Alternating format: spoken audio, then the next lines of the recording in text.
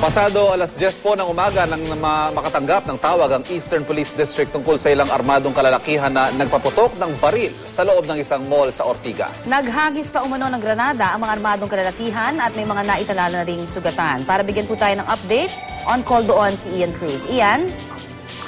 Yes, Connie, Ivan, sa mga sandaling ito, nakakumpong pa rin yung area kung saan nga nangyari itong pagsabog ng granada at saka dun sa pumamaril sa entrance na nasa bahagi ng Ortigas Avenue dito sa Robinsons Mall.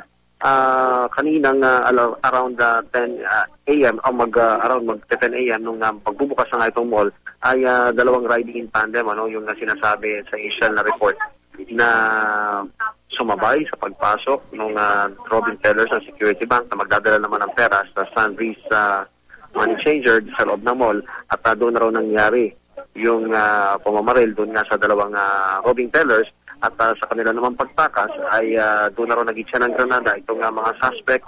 Dalawang granada yung pinahiniksa nila at isa nga dito yung sumabog, yung isa yung hindi sumabog at ito nga yung nagresulta naman ng pagkakasugat ng ilan sa mga nandoon sa harapan ng malls.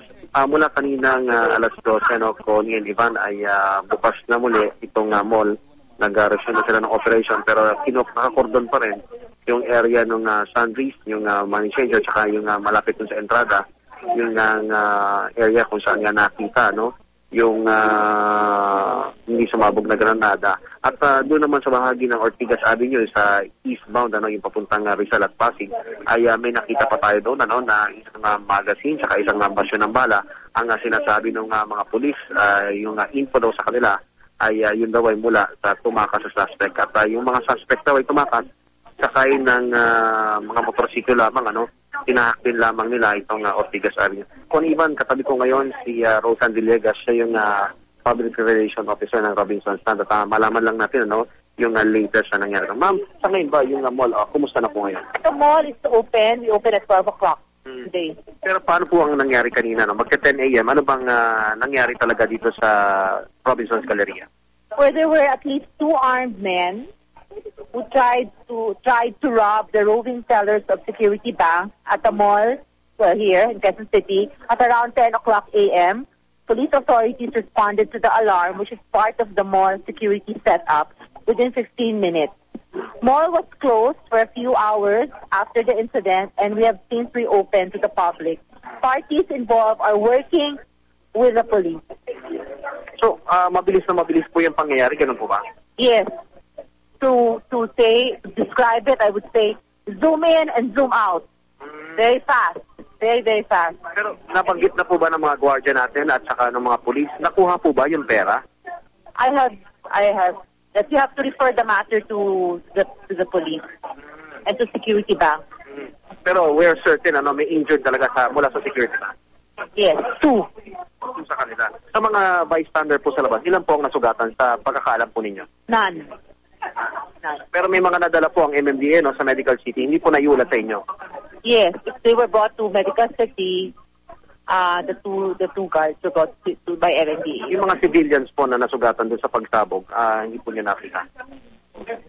May hinisya po kasing granada, Wala akong report on a guard, on something that sumabog.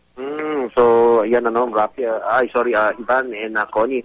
Yan, sabi nitong si Ms. Villegas na unverified daw talaga yung sinasabing sumabog. Pero may nakita tayo kanina na isang unexploded nga na granada doon sa entrada nitong Robinson sa Galleria. At yun nga isang bala at saka isang magazine, Connie, andan?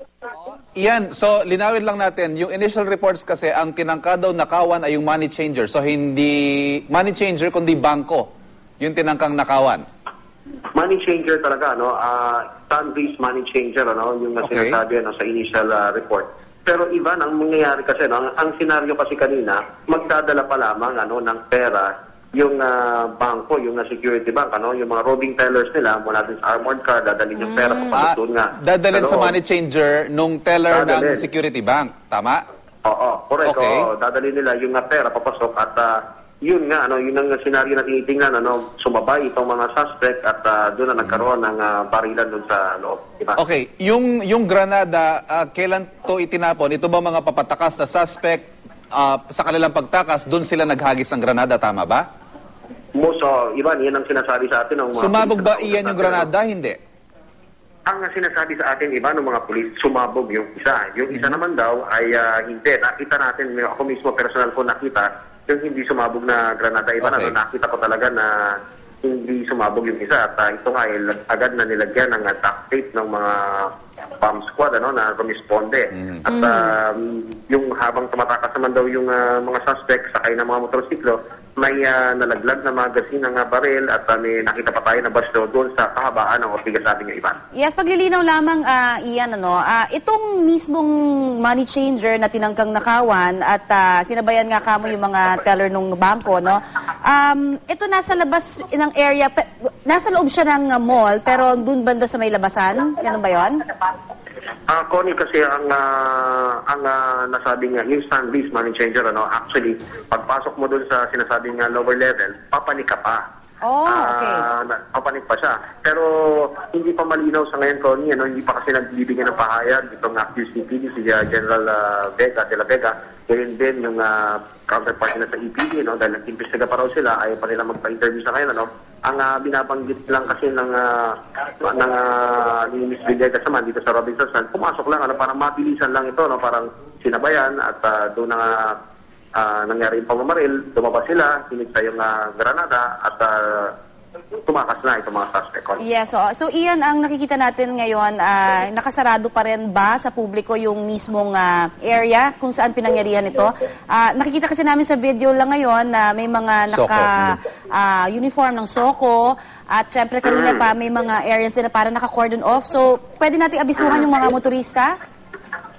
Oo, Connie, kasi yung area na yan, sa may bahagi ng Ortigas, yung mismong sa side area, yung pasokan na yan, yan talaga, marami pang pulis na ngayon, mga nagpa-process nga ng crime scene, so maaaring nga yan, kung makakaiwas yung ating mga kababayan, iwasan nila yung area na yan. Pero yung mall, yung mall per se, binabanggit sa atin itong si Rosan Villegas, na nag-resume na ng operation yung mall, although naka-cordon off na yung mga areas like yung sa Sundays areas, saka yung area ng entrance, na pinangyarihan niya ng mga pumamaril. Kaya yung mga yan ay mga sarado pa ngayon dahil marami pa nag-imbestiga, bomb squad, SOCO, lahat na combine, pati na yung QCPD and EPD, lahat sila ay nag-imbestiga na sa bahaging ito ng Robinson Galleria. Iyan, panghuli na lamang sa akin, sa iyong impormasyon, sa nakuha mong official report, ilan ang injured at saan sila dinala?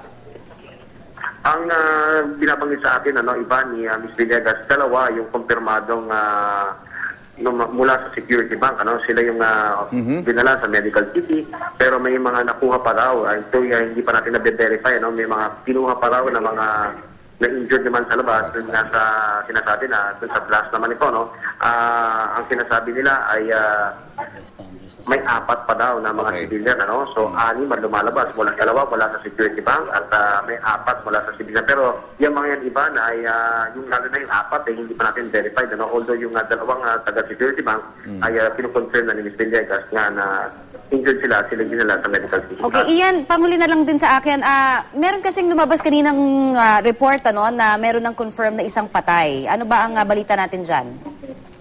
Dito kasi sa panic ni Ms. Villegas, hindi pa nila kinoconfirm, dahil hindi pa raw nila nakakausap yung mga polis na patuloy nag-iimbestiga ngayon. So hanggat hindi naman nila kanina i-deklara, hanggat wala silang confirmation talaga mula sa polis, ay hindi pa raw nila i-deklara ito sa ngayon. Alright. Maraming salamat, Ian Cruz. Makikibalita ulit kami sa iyo maya-maya lamang.